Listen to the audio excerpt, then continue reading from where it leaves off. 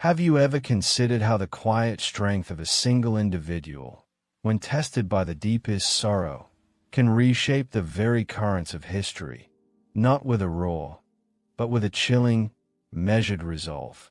Tonight, we whisper of Olga, a woman whose name, echoed through the centuries, carries the weight of both profound grief and an unyielding will, a figure who navigated a world of raw power and ancient beliefs. Her story presents a subtle mystery. How could a woman, in an era dominated by warrior princes, rise from the ashes of personal tragedy to command respect, instill fear, and lay the very foundations of a nascent empire, all while maintaining an almost mythical calm? It is a quiet contradiction, for her narrative is one of fierce retribution, yet it unfolds with a strategic patience that belies the fire within, a testament to a mind as sharp as any blade, yet as still as a frozen lake. Tonight, we will drift back in time to the early days of Kievan Rus, a land of dense forests and winding rivers, to follow the path of Olga, a woman whose journey from Viking hearth to formidable regent is woven with threads of quiet sorrow, calculated vengeance, and an enduring legacy that shaped a nation. So, before you settle in, please take a moment to like the video and subscribe, and let me know in the comments where you're tuning in from and what time it is for you. It's always intriguing to see who's joining us from around the world. Now, dim the lights. Perhaps light an incense or two for that soothing fragrance. And let's ease into tonight's journey together.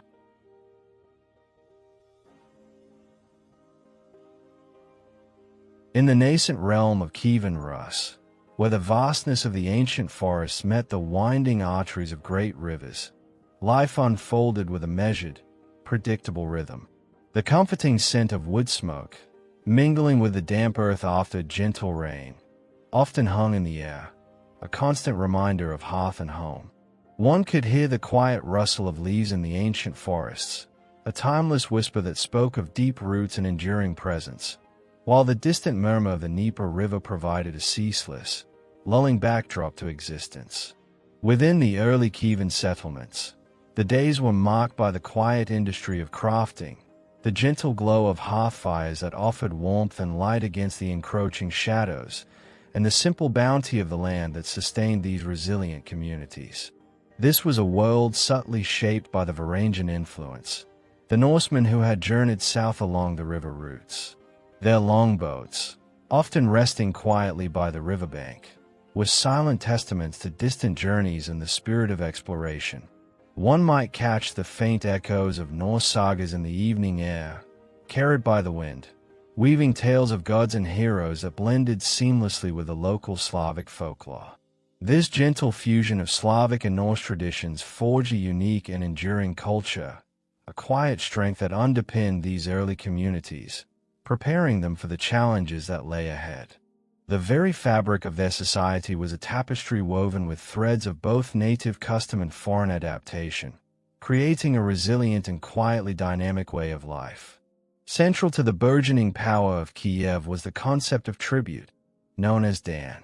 This was introduced not as a forceful imposition, but as a necessary, often uneasy, exchange that sustained the nascent power of the ruling prince. It was often described as a seasonal ritual, a quiet gathering of goods, fays, honey, wax, from the surrounding tribes, brought to the Kievan court. While seemingly a simple exchange, it carried an underlying tension, a subtle hint of its potential for future friction. The collection of Dan was a delicate balance, a quiet negotiation of power that, if disrupted, could unravel the fragile peace that held the disparate tribes together. This seemingly mundane act of tribute collection, introduced here as a source of fragile peace and underlying tensions, establishes a crucial thread that runs through Olga's story. It highlights the inherent instability of early power structures in Rus. This seemingly ordinary element will later become the direct cause of the central conflict, and then, paradoxically, the very mechanism through which Olga formalizes and strengthens the state. This recurring motif, evolving from a source of fragility to a symbol of consolidated power, demonstrates how lessons from past vulnerabilities can lead to future order. Within this world, we encounter Olga, not yet the formidable avenger of legend, but a young woman embodying the quiet strength and inherent intelligence characteristic of her people. The narrative focuses on her observations, her quiet understanding of the world around her, perhaps her skill in household management, or her keen mind for strategy, subtly hinted at through her calm interactions and thoughtful demeanor. She possessed an inner stillness, a capacity for quiet contemplation that allowed her to absorb the rhythms of her environment and discern the subtle currents of human interaction. This early portrayal of calm capability means that when tragedy strikes, her subsequent transformation into a formidable avenger appears as a profound, calculated response to loss, rather than a mere outburst of rage. Her inherent, calm strength, introduced here, subtly evolves into the deliberate precision of her later acts, creating a compelling character arc that aligns with the series' gentle intrigue. Her connection to Prince Igor, the ruler of Kiev, was portrayed as a union of purpose, perhaps less of passionate romance and more of a quiet, respectful partnership in the building of a new realm. Their marriage represented stability and promise for the burgeoning Kievan state, a quiet alliance that aimed to consolidate power and expand influence. This period, before the shadow of tragedy fell, carried a sense of calm anticipation, a quiet strength that belied the precariousness of their world. Yet, beneath the surface of this nascent peace, the precarity of power was ever present, and the subtle threads of conflict were already being woven. The Drevlians, a neighboring tribe, were subtly introduced not as immediate villains, but as a distinct people with their own customs and a growing unease with the existing tribute system. Their lands were described as wilder, less settled, their forests denser, their desire for independence a quiet undercurrent of dissent that occasionally rippled through the fragile accord. The balance of power was delicate, maintained through custom and the implied strength of Kiev, a silent understanding that could be shattered by a single misstep. To convey this gentle unease, the narrative employs subtle sensory details. The sudden, unnatural silence in the forest, a moment when the usual sound of nature seemed to hold their breath. A cloud passing slowly over the sun, casting a momentary, chilling shadow over the land, or the distant, mournful call of a hawk, echoing through the trees, suggesting a feeling of something shifting beneath the surface of everyday life. These quiet atmospheric cues hinted at the underlying tensions, the growing pressure that would eventually lead to an unavoidable confrontation. The world Olga inhabited, while seemingly idyllic, was poised on a delicate precipice, a quiet calm before the storm that would irrevocably alter her life and set her on a path of profound transformation.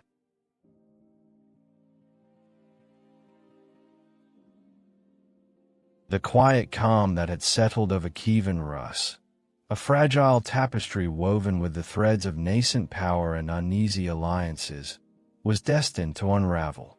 Prince Igor, a figure of quiet authority, had embarked upon the familiar, yet always delicate, journey of tribute collection. His path led him once more into the deep, ancient forests that cradled the lands of the Drevlians, a people whose quiet discontent with the established order had been steadily deepening, like the roots of old trees pushing against the earth. The air, once filled with the gentle rustle of leaves and the distant murmur of the Dnieper, now seemed to carry a subtle, almost imperceptible tension, a quiet hum of discord that vibrated beneath the surface of the land. Igor's initial foray into Drevlian territory for the annual Dan had proceeded with a customary, if somewhat strained, compliance.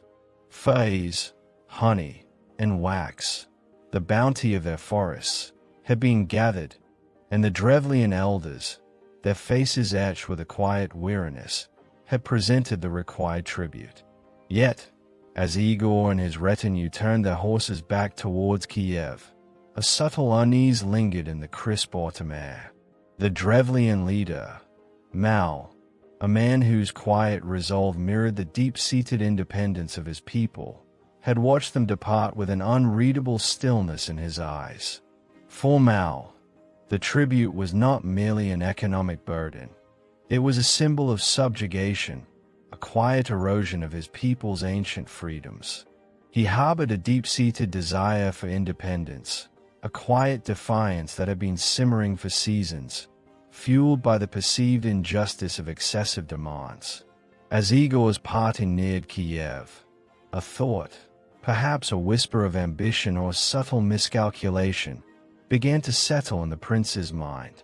The harvest had been bountiful, the Drevlian lands rich. A second collection, a quiet return for more, seemed a reasonable prospect, a way to further bolster the growing wealth of Kiev. His advisors, seasoned warriors and cautious elders, offered quiet counsel, their voices low and measured, hinting at the potential for unrest. The Drevlians, they suggested, were a proud people, their patience thin.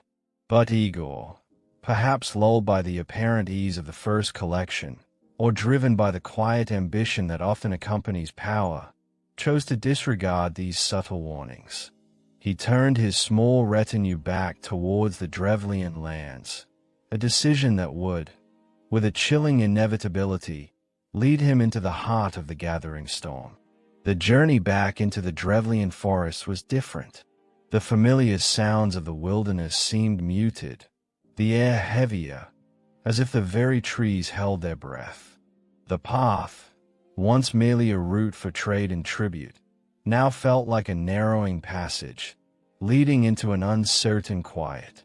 Igor and his small band of loyal warriors pressed on, their horses' hooves muffled by the damp earth, the silence of the forest broken only by the creak of leather and the soft murmur of their breath. They approached the Drevlian settlement, not with the usual fanfare of a prince, but with a quiet, almost stealthy return, a subtle acknowledgement of the unusual nature of their second visit. The Drevlians, however, were not unprepared. The news of Igor's return had spread like a quiet ripple through their community, transforming their simmering resentment into a cold, determined resolve. Mal, their leader, saw this second demand as an unforgivable affront, a blatant disregard for their customs and their dignity. It was a challenge to their very existence, a quiet declaration of perpetual subjugation. In the hushed councils of the Drevlian elders, a grim decision was made. The time for quiet defiance had passed. Now, a decisive, albeit brutal, message must be sent. The ambush was not a chaotic clash of arms, but a swift, almost silent, act of overwhelming force. The forest, which had seemed so still, suddenly yielded its hidden figures. Drevlian warriors, their movements as fluid as shadows, emerged from the dense undergrowth, surrounding Igor's small party before they could even draw their blades. There was no prolonged battle, no desperate struggle against impossible odds, but rather a sudden, chilling realization of entrapment. The air filled not with a clang of steel, but with a quiet thud of bodies falling, the soft gasps of men caught unawares. Igor, the Prince of Kiev, was quickly overwhelmed, his quiet authority rendered powerless against the Drevlians' cold determination. His capture was swift, his fate sealed by the quiet resolve of Mal and his people. The Drevlians, in their grim determination to send an unequivocal message, chose a method of execution that spoke volumes of their fury and their desire for absolute severance from Kievan rule. They led Igor deep into the forest, to a place where two young birch trees, supple and strong, stood close together. With a quiet, methodical precision, they bent the trees down, securing Igor's limbs to each, stretching him taut between the straining trunks. Then, with a deliberate, chilling release, the trees sprang back, and the forest, for a fleeting moment, held its breath as the very fabric of Igor's being was rent asunder. It was an act of profound, visceral finality, a brutal severing that left no room for doubt or negotiation. The intention was clear: to tear apart not just the man, but the very notion of Kievan dominance over their lands. The quiet violence of the act resonated through the ancient trees, a stark testament to the Drevlians' unyielding desire for independence and their willingness to pay a terrible price for it. The news of Igor's demise traveled slowly, like a chilling mist creeping across the land. It was carried by the few survivors who managed to escape the Drevlian wrath, their voices hushed, their faces pale with shock and disbelief. Each whispered word, each quiet tremor in their voices, carried the weight of the unspeakable.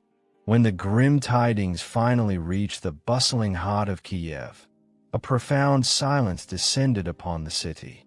The usual sounds of daily life, the distant clang of the blacksmith's hammer, the gentle chatter of merchants, the soft cries of children, seemed to fade, replaced by a heavy, suffocating stillness. Within the princely halls, the shock was palpable. The Kievan boyars, the powerful nobles who formed the backbone of the nascent state, gathered in hushed, anxious groups. Their faces, usually composed, now betrayed a mixture of fear, uncertainty, and a subtle undercurrent of opportunistic maneuvering. A power vacuum had been created, a gaping void at the heart of their world. Who would lead them now? Who would protect Kiev from the emboldened Drevlians, or from other tribes who might see this as a moment of weakness? The air in the great hall was thick with unspoken questions, with a quiet murmur of speculation and the subtle shifting of allegiances. The precariousness of power in early Rus had never been so starkly revealed. And then, there was Olga. The news of her husband's brutal end reached her not as a sudden, shattering blow, but as a quiet, insidious chill that seeped into her very bones. There were no immediate screams, no outward displays of uncontrolled grief. Instead, a profound, internal stillness settled upon her, a quiet disbelief that hardened into a chilling resolve. Her world, which had been a tapestry of quiet partnership and shared purpose, had been violently torn apart. The betrayal, the profound loss, resonated deep within her, transforming her sorrow into a simmering, resolute determination for retribution. She moved through the stunned court with an almost ethereal calm, her gaze steady, her demeanor composed. The boyars, accustomed to the boisterous displays of male leadership, watched her with a mixture of apprehension and underestimation. They saw a grieving widow, perhaps a figure to be managed, a temporary placeholder until a new, strong male ruler could be found. They whispered of marriage alliances, of consolidating power through traditional means, their minds still operating within the familiar frameworks of their world. They did not yet comprehend the quiet storm that was gathering within Olga, the chilling precision of the vengeance that was beginning to take shape in her mind. Olga's grief was not a weakness, it was a crucible. It forged within her an unyielding will, a cold, clear purpose that transcended mere emotion. The image of Igor, torn asunder by the Drevlians, was not a source of despair, but a silent, burning ember that ignited a profound desire for justice, for an absolute reckoning. This vengeance was not impulsive, but a deep-seated response to a profound injustice, a challenge to her family's honor, and a direct assault on the authority of the Kievan state. The burden of leadership, though unofficial, had fallen upon her shoulders, and she bore it with a chilling stillness, a quiet determination forming beneath the surface of her sorrow. The Drevlians, in their quiet triumph, believed they had asserted their independence, that they had severed the ties of tribute and subjugation. They sent emissaries to Kiev, their hearts perhaps swelling with a quiet pride, to propose a marriage alliance between their leader, Mal, and the newly widowed Olga. They saw it as a logical next step, a way to absorb Kiev into their sphere of influence, to consolidate their newfound power. They underestimated the quiet strength of the woman they sought to control, failing to perceive the profound shift that had occurred within her. As the sun set over Kiev, casting long, gentle shadows across the Dnieper, Olga stood in quiet contemplation. The sounds of the city, once muted by shock, now seemed to return, but they were different, imbued with a new, subtle resonance.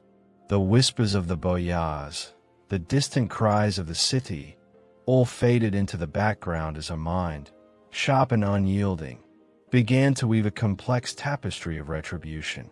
The initial shock and sorrow had given way to a simmering, resolute determination. The stage was set, not for mourning, but for a chilling, calculated response. The quiet storm was about to break, and the Drevlians, in their misguided confidence, were about to discover the true, terrifying depth of Olga's resolve. The gentle flow of the Dnieper would soon witness a different kind of current, one born of blood and an unyielding will.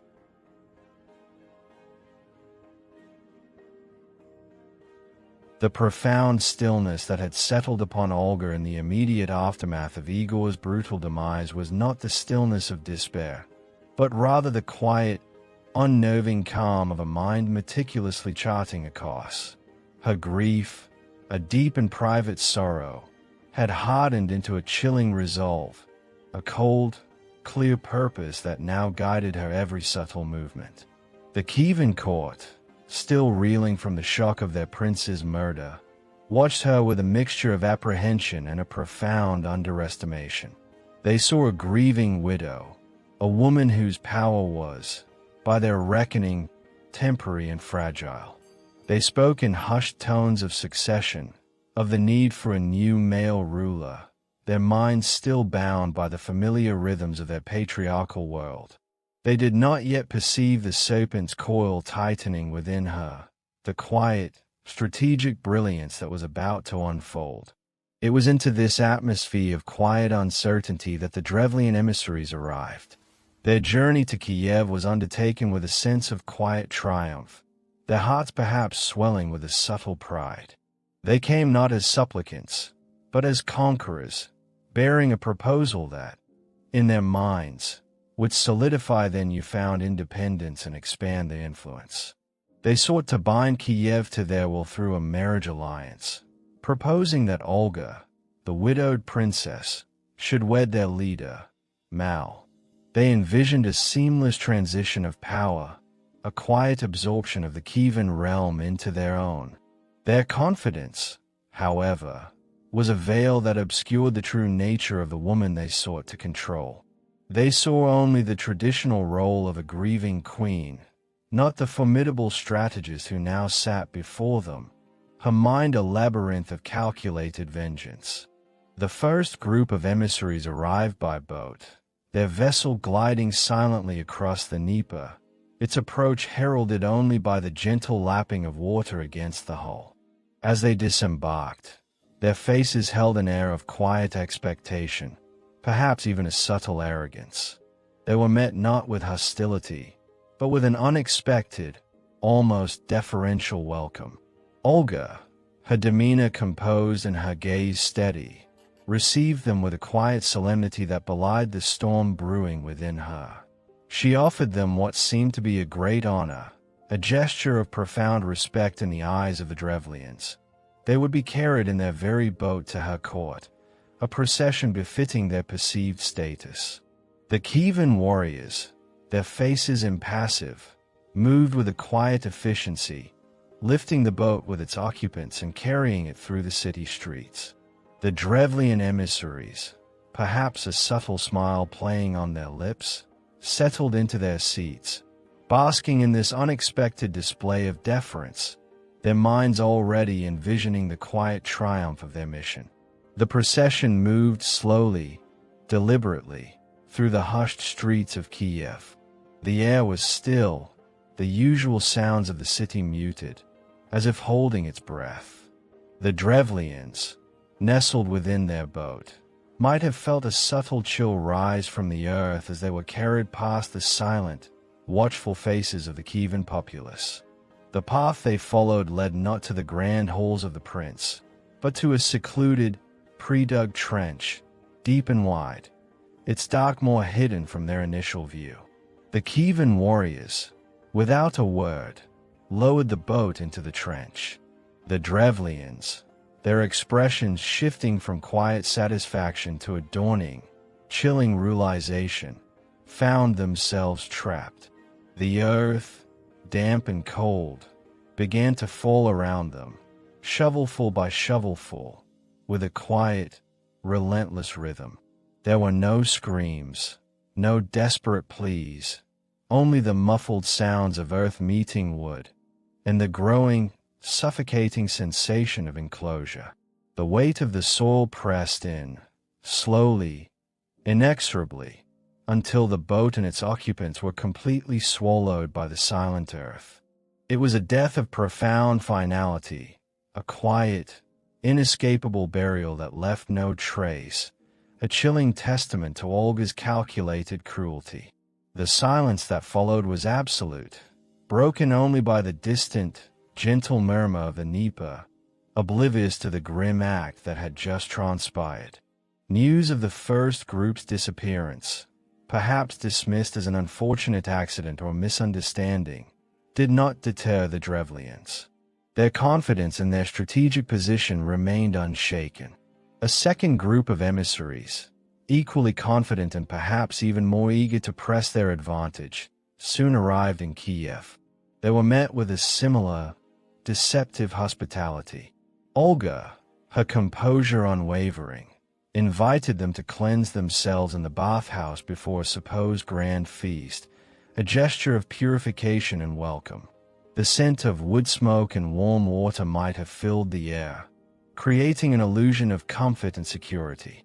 The Drevlians, weary from their journey, readily accepted, anticipating the warmth and relaxation after their travels.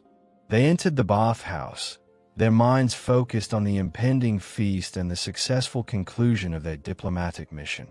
As the Drevlian emissaries settled into the warmth of the bathhouse, the doors quietly closed behind them, secured from the outside.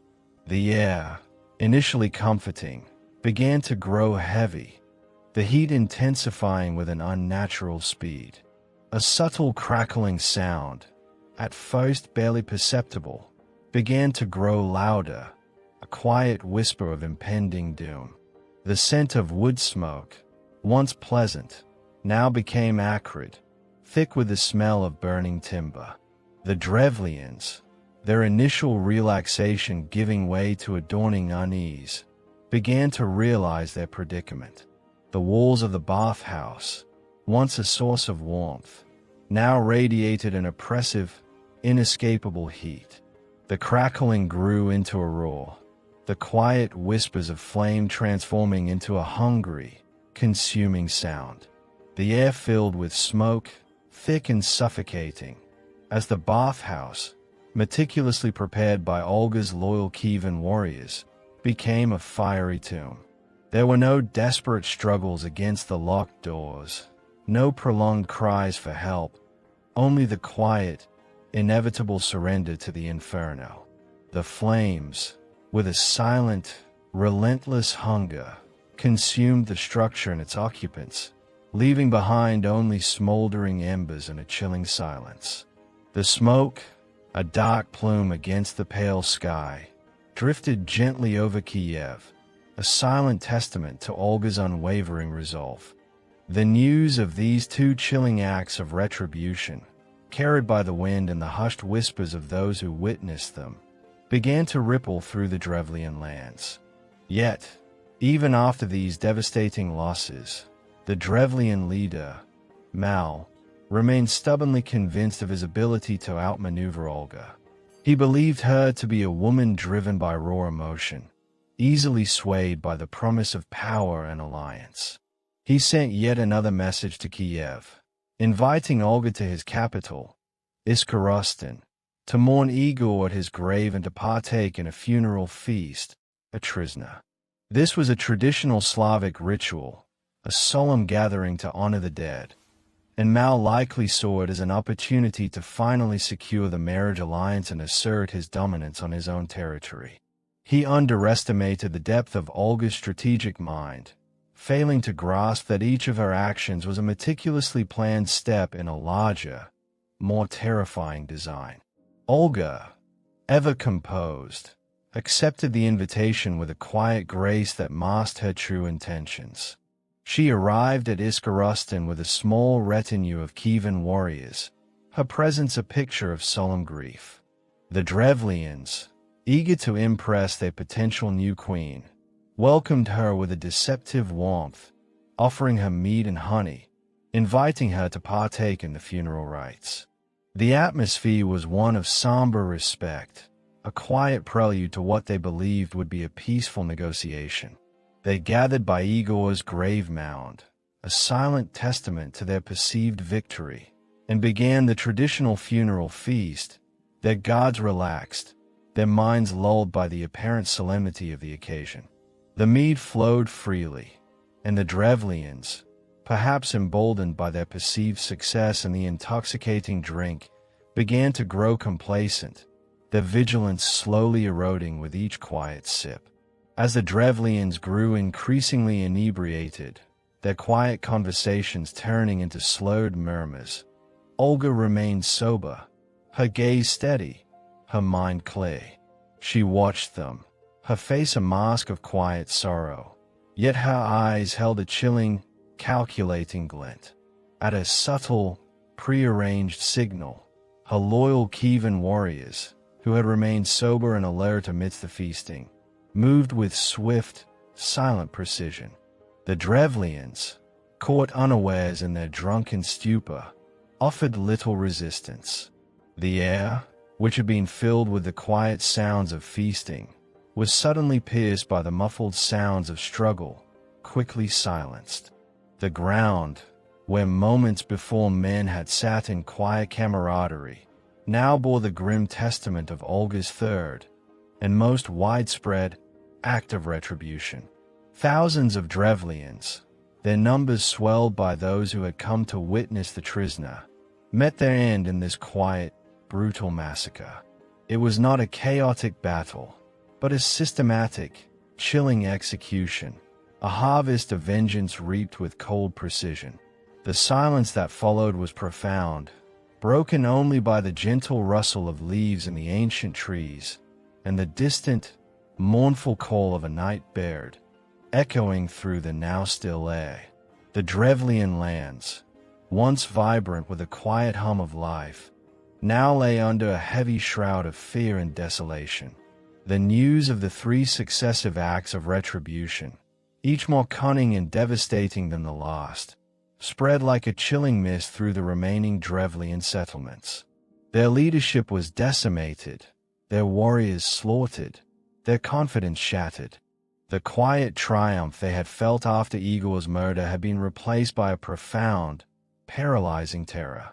They had underestimated Olga, seeing her as a grieving widow, a woman to be manipulated. They had failed to see the formidable strategist, the unyielding avenger, whose grief had transformed into a cold, precise instrument of retribution. The very air seemed to carry the weight of her wrath, a silent warning to any who dared to defy the burgeoning power of Kiev. Olga, having exacted a terrible price, stood amidst the quiet aftermath of the trizna, her gaze sweeping over the silent, fallen Drevlians. There was no exultation in her demeanor, no outward display of triumph, only a chilling sense of completion. Her vengeance was not yet fully sated, but the initial, deceptive strikes had achieved their purpose, to shatter the Drevlian will, to sow terror, and to clear the path for the final, decisive blow. The Drevlians, once a proud and independent people, were now broken, their spirit crushed by the quiet, relentless precision of Olga's wrath.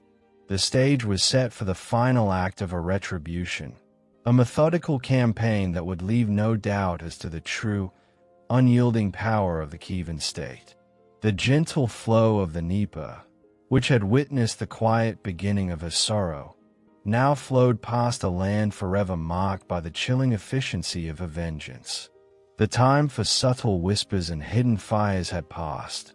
Now, the dragon itself would be unleashed.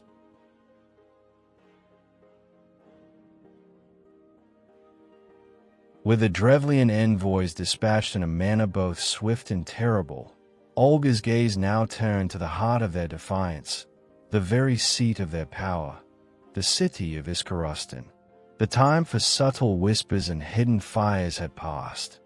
Now, the dragon itself would be unleashed. A profound stillness, not of peace but of grim anticipation, settled over the Kievan forces as they prepared for the final, decisive act of retribution. The air, once filled with the quiet sounds of daily life, now carried the low hum of an army gathering, the soft clatter of arms, and the measured tread of warriors preparing for a campaign of total war. Olga, her resolve as unyielding as ancient stone, led her army towards the Drevlian capital, a city nestled deep within the forests, its walls a silent testament to its people's enduring independence. This was not merely a punitive expedition. It was a methodical campaign aimed at the complete annihilation of the Drevlian capacity to resist, a chilling demonstration of unrelenting vengeance. The journey to Iskarostan was undertaken with a quiet determination. Olga's army, composed of loyal Kievan warriors and perhaps seasoned Varangian mercenaries, moved with a disciplined efficiency. The forests, which had once offered sanctuary to the Drevlians, now seemed to whisper of their impending doom, the rustle of leaves a soft, mournful sigh. As they approached the Drevlian capital, the city of Iskarostan emerged from the dense tree line, its wooden walls rising like a silent challenge against the pale sky. It was a formidable stronghold, a place where the Drevlians had long felt secure, protected by their natural surroundings and their own fierce spirit. But Olga, with her strategic mind, saw not an impenetrable fortress, but a target, a symbol of defiance that must be utterly dismantled. The quiet hum of the approaching army was the prelude to a storm unlike any the Drevlians had ever known. The siege began not with a thunderous assault, but with a patient, methodical encirclement. Olga's forces established their positions around Iskarostan, their movements precise and unhurried. The Drevlians within the city, their numbers diminished by Olga's previous cunning traps and their leadership shattered, watched from their walls with a dawning sense of dread.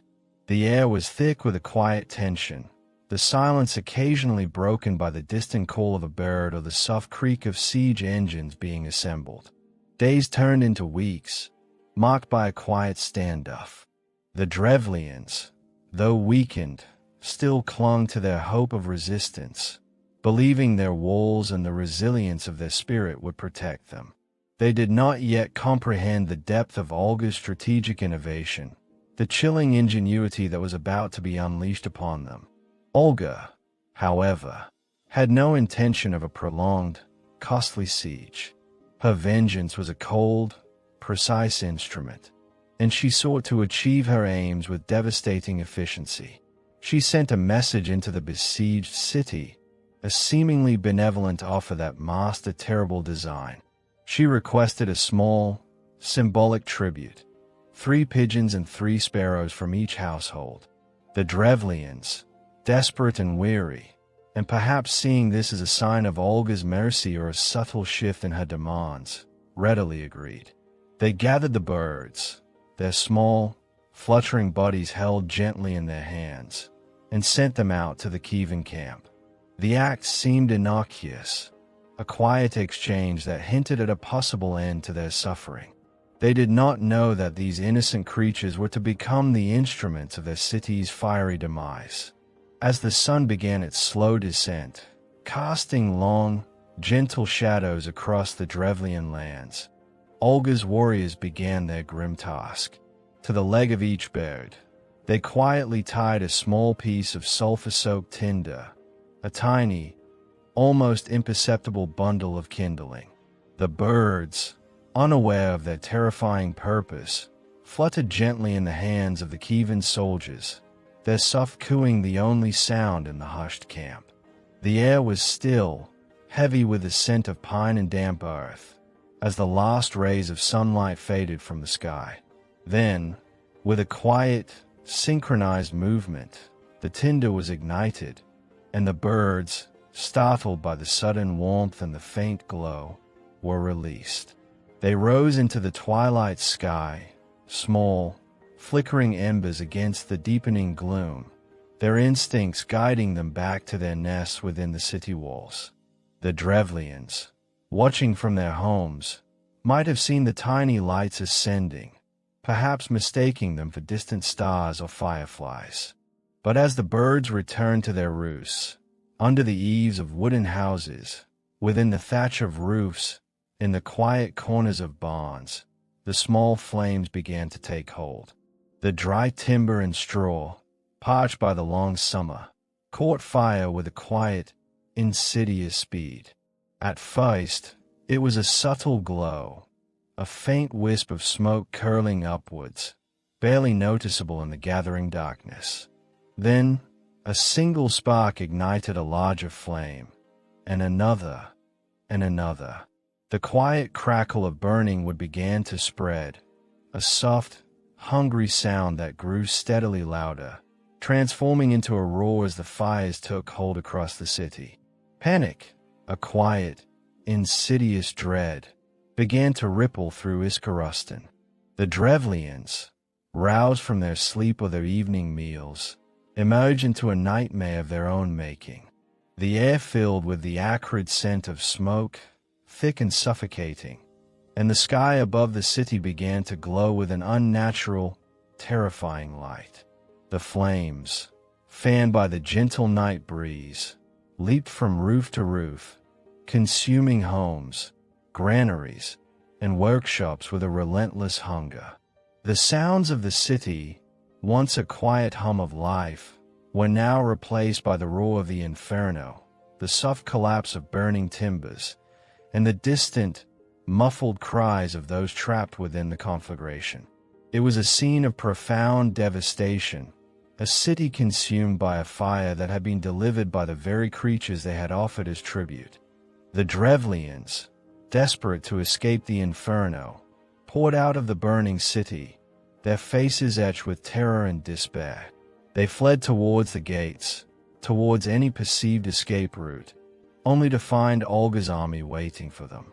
The Kievan warriors, their faces impassive, met the fleeing populace with a chilling efficiency. There was no prolonged battle, no desperate struggle against overwhelming odds, but rather a systematic, almost silent, harvest of the terrified and disoriented. Those who were not cut down were captured, their freedom extinguished as swiftly as the flames consumed their homes. The air, still thick with smoke, carried the quiet sounds of their subjugation, the soft clatter of chains, the hushed murmurs of despair. The destruction of Iskarustan was complete, a chilling testament to Olga's unwavering resolve and the brutal effectiveness of her strategic mind. The aftermath was a landscape of quiet desolation. Where the city of Iskarustan had once stood, only smoldering ruins remained, a silent monument to Olga's unrelenting vengeance.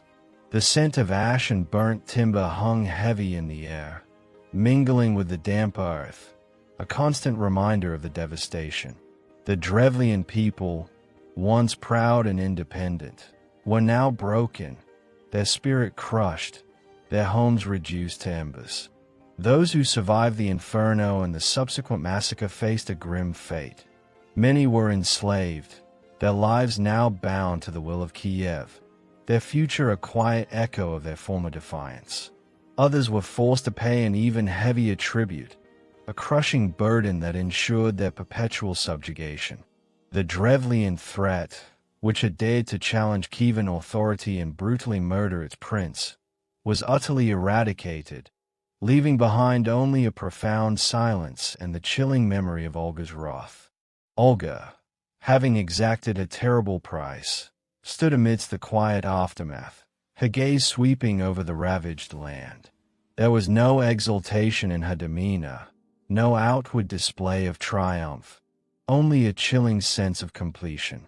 The fear and dominance she had established through this brutal vengeance were absolute. The methodical destruction of Iskorostan was not merely an act of revenge. It was a powerful demonstration of Kievan Rus's burgeoning military might and Olga's unchallengeable authority. It served as a stark warning to any other tribes contemplating defiance, a silent promise of similar devastation should they dare to challenge the nascent state. The cost of retribution had been immense, measured in lives and the complete obliteration of a people's way of life. But for Olga, it was a necessary foundation. The chaos of vengeance had given way to a profound, albeit grim, order. The Drevlian lands, once a source of conflict, were now firmly under Kievan control, their resources and their people now bound to the will of the regent. The path of vengeance had reached its grim conclusion, but the path of governance, of building anew from the ashes of retribution, was just beginning to unfold. The quiet whispers of history would now turn from the fires of destruction to the methodical work of state building, guided by the unyielding hand of Olga.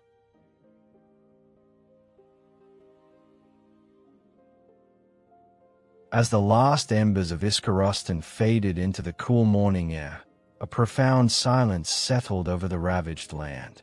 Olga, having exacted a terrible price, now stood at a precipice.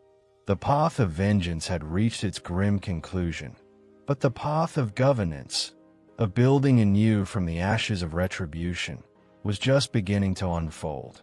The quiet whispers of history would now turn from the fires of destruction to the methodical work of state building, guided by the unyielding hand of Olga. The air, once thick with the acrid scent of smoke and the cries of the vanquished, now carried the subtle promise of a new order, a quiet hum of reconstruction that would slowly, deliberately, reshape the very fabric of Kievan Rus. With the Drevlian threat utterly extinguished, a new, quieter challenge emerged. The consolidation of power and the establishment of a stable, enduring state. Olga, now firmly established as regent for her young son, Sviatoslav, understood that fear alone, while a potent tool, could not sustain a realm. A deeper, more systematic approach was required, one that would weave the disparate threads of Kievan influence into a cohesive tapestry of governance. Her gaze, once fixed on retribution, now turned towards a different kind of foundation, one built not with fire and steel, but with careful planning and shrewd administration.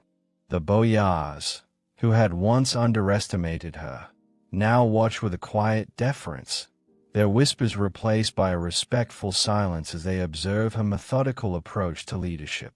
The very atmosphere of the court shifted, from one of anxious uncertainty to a calm, purposeful efficiency, reflecting Olga's unwavering resolve. The first and most crucial task was to formalize the collection of tribute, the very issue that had led to Igor's demise.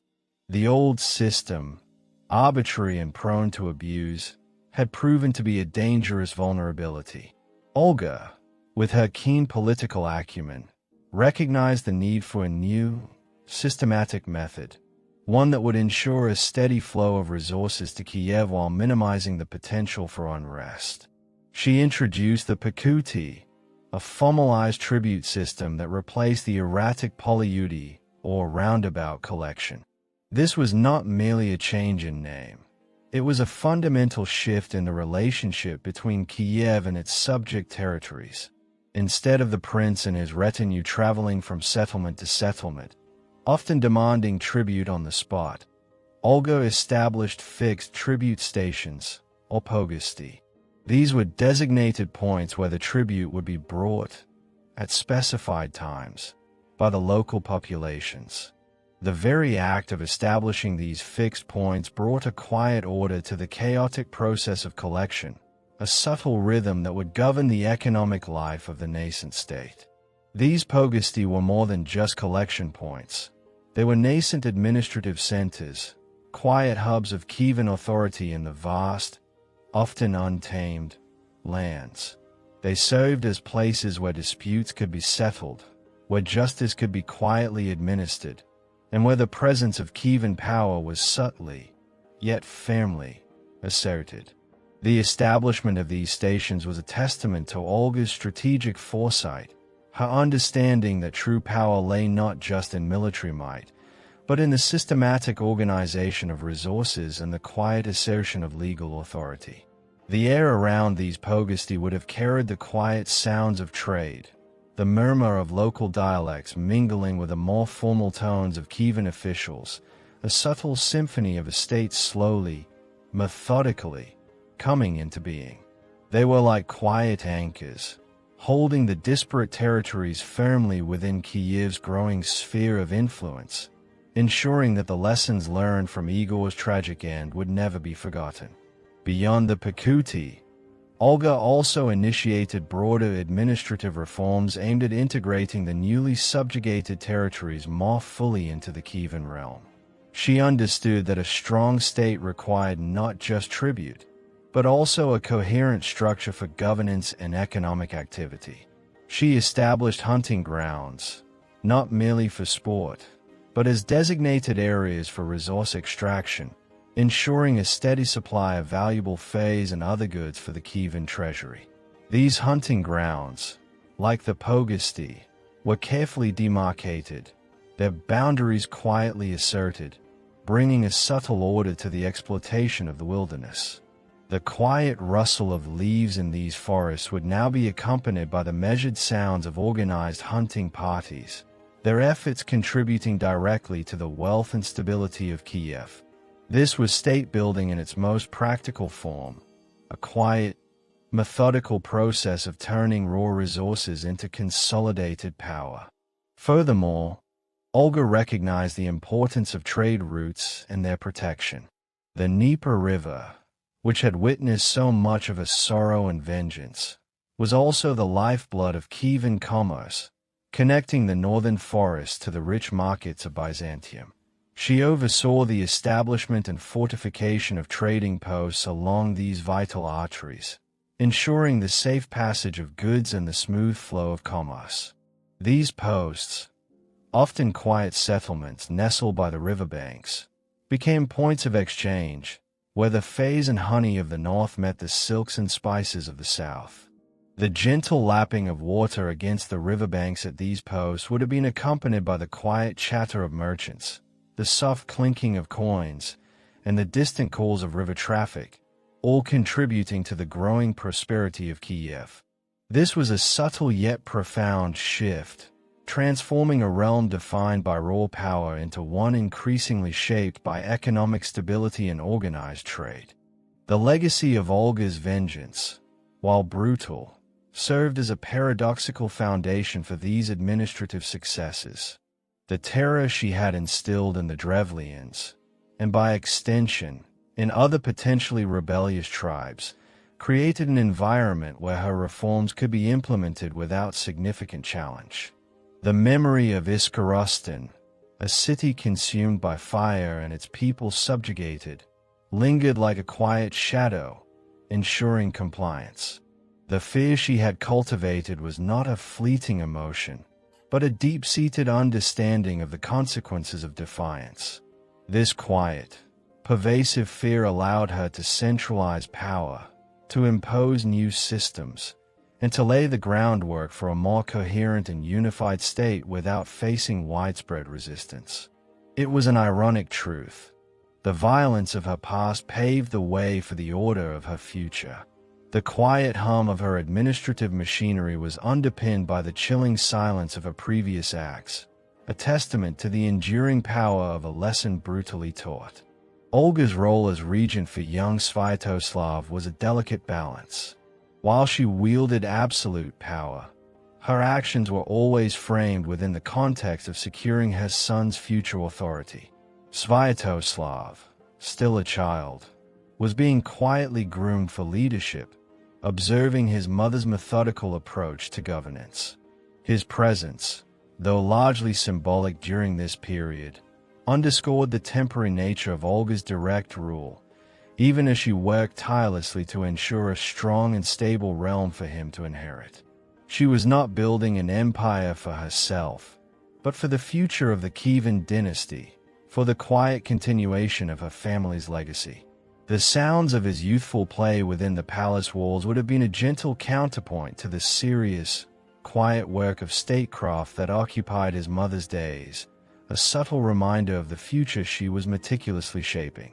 Through these reforms, Olga transformed Kievan Rus from a loose collection of tribute-paying tribes into a more centralized and organized political entity. She was not merely a vengeful warrior. She was a visionary leader, capable of long-term planning and effective governance. The lessons learned from the chaos of Igor's death were applied with chilling precision, ensuring that such vulnerabilities would not threaten the nascent state again. The quiet strength of her will, which had fueled her vengeance, now channeled itself into the meticulous work of administration, creating a framework that would endure for centuries. The Dnieper, which had once carried the echoes of battle and the cries of the fallen, now flowed past a realm slowly, methodically, being woven into a stronger, more unified whole, all under the quiet, unyielding hand of its formidable regent. The foundations of an empire were being laid, not with a sudden roar, but with the steady, deliberate rhythm of a quiet, determined builder. The era of raw, untamed power was slowly giving way to the quiet, enduring strength of organized governance, a testament to Olga's profound and lasting impact.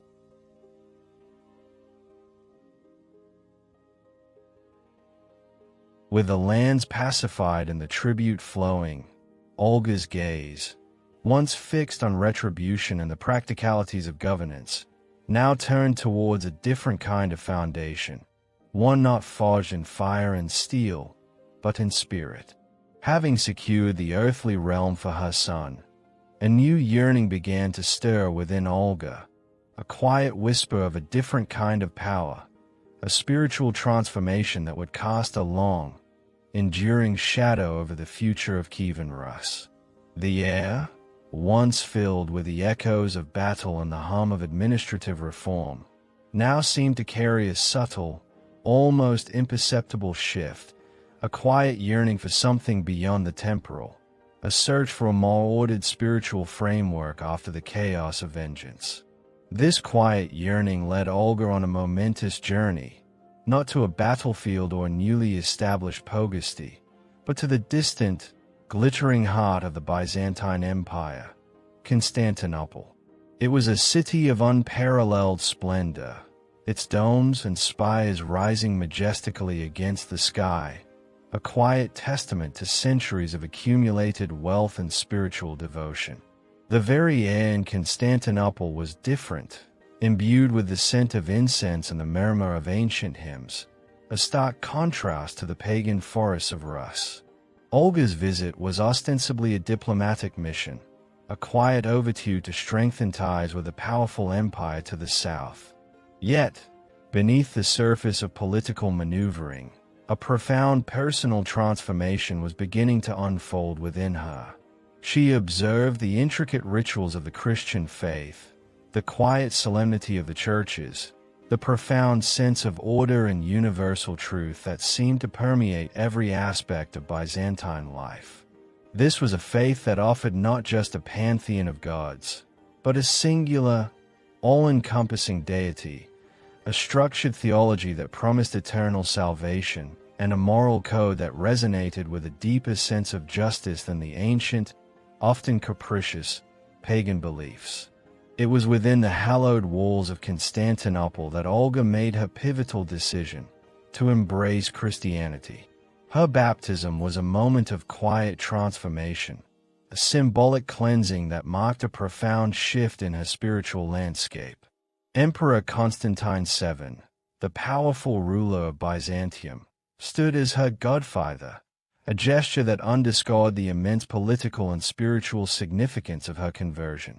This act forged a new, subtle bond between Kiev and Constantinople, a spiritual alliance that complemented the existing trade routes and diplomatic ties. The waters of her baptism, though silent, carried the weight of future history, a quiet ripple that would eventually grow into a powerful current, reshaping the religious destiny of an entire people. Olga, now known as Helena in her new faith, returned to Kiev with a quiet resolve, carrying not just diplomatic treaties, but the seeds of a new spiritual order, a gentle yet persistent hope for her people. However, the path of religious conversion was not a swift or easy one for Kievan Rus. The ancient pagan traditions were deeply ingrained, woven into the very fabric of daily life, their roots as deep as the oldest trees in the forest. Olga, with her characteristic patience, did not attempt to impose the new faith with the same brutal efficiency she had employed against the Drevlians. Instead, she sought to plant the seeds gently, subtly, through quiet example and persistent encouragement. She built churches, small, unassuming structures at first, their quiet presence a subtle invitation to the new faith. She encouraged missionaries, their voices soft and persuasive, to share the teachings of Christ. The air in Kiev, once filled with the sounds of pagan rituals, now occasionally carried the faint, unfamiliar murmur of Christian prayers, a quiet counterpoint to the ancient chants. This was a slow, methodical process, a testament to her understanding that spiritual transformation, unlike military conquest, could not be forced, but must be nurtured with quiet persistence. The most significant, and perhaps most poignant, resistance came from her own son, Sviatoslav. Now grown into a formidable warrior prince, Sviatoslav remained staunchly pagan, deeply rooted in the traditions of his ancestors. He saw the new faith as a weakness, a foreign imposition that might dilute the martial spirit of his people. His adherence to paganism was not an act of defiance against his mother, but a quiet, unwavering commitment to the ways he had always known, the gods who had, in his eyes, granted his people strength and victory. Olga's gentle persuasion met with his fame, yet respectful, resistance. Their conversations on the matter would have been quiet, perhaps tinged with a subtle sorrow on Olga's part, a recognition of the generational and ideological divide that she could not fully bridge. Sviatoslav's paganism represented the enduring strength of traditional beliefs in Rus, a quiet tension that would persist for decades, a testament to the slow, deliberate pace of cultural change. Olga's later years were marked by a quiet dignity, a continued dedication to the well-being of her realm, even as Sviatoslav took on more direct military leadership. She continued to influence the court, her wisdom and experience a quiet, guiding presence. Her life, which had begun with the quiet rhythms of a Viking hearth and then plunged into the brutal chaos of vengeance, now settled into a more contemplative phase. She passed away peacefully, her long and extraordinary life drawing to a quiet close. The news of her death would have spread through Kievan Rus like a gentle sigh, a quiet acknowledgement of the passing of a truly remarkable figure. The enduring legacy of Olga is a complex tapestry, woven with threads of both profound brutality and quiet foresight. Her acts of vengeance, while chilling in their precision, served as a paradoxical foundation for the future Kievan state. The fear and dominance she established through the destruction of the Drevlians created an environment where her administrative reforms could take root. Her pakuti system, the pogisty, and the protection of trade routes were not just practical measures. They were the quiet, methodical steps that transformed a loose collection of tribes into a more centralized and organized political entity. Her strategic brilliance, first honed in the crucible of grief and retribution, later manifested in her shrewd governance, ensuring the stability and prosperity of the nascent realm. The quiet hum of her administrative machinery, established in the wake of her vengeance, continued to resonate through the centuries, a testament to her lasting impact on the very structure of the state. Perhaps the most profound irony of Olga's legacy lies in her eventual recognition as a saint. The woman who orchestrated such chilling acts of retribution, who buried emissaries alive and burned a city with birds, was later canonized by the Orthodox Church as Saint Olga, equal to the apostles. This transformation of historical memory and religious narrative invites a gentle reflection on the nature of forgiveness, redemption, and the complex interplay between earthly power and spiritual recognition. Her sainthood is a quiet paradox, a testament to the Church's ability to embrace figures who, despite their violent past, played a pivotal role in the spread of Christianity. It suggests that her later piety, her quiet efforts to introduce the new faith, were seen as outweighing the ferocity of her earlier reign. The quiet reverence with which her name is now spoken stands in stark contrast to the terror she once inspired, a subtle reminder of how history can reshape and reinterpret the lives of its most formidable figures. Olga's life embodies the multifaceted nature of power. She wielded it through fear and retribution, but also through diplomacy, administration, and ultimately, spiritual influence. Her understanding of power evolved, moving from raw, visceral vengeance to a more nuanced and strategic application of authority for the long-term benefit of her people. She was a woman who, in an era dominated by warrior princes, rose from the ashes of personal tragedy to command respect, instill fear, and lay the very foundations of a nascent empire, all while maintaining an almost mythical calm. Her story, echoed through the centuries, carries the weight of both profound grief and an unyielding will, a figure who navigated a world of raw power and ancient beliefs, leaving behind a legacy as complex and enduring as the ancient forests and winding rivers of Kievan Rus. The gentle whispers of history will forever carry her name, a quiet testament to the woman who, through vengeance and vision, forged a brutal new empire and shaped the destiny of a nation.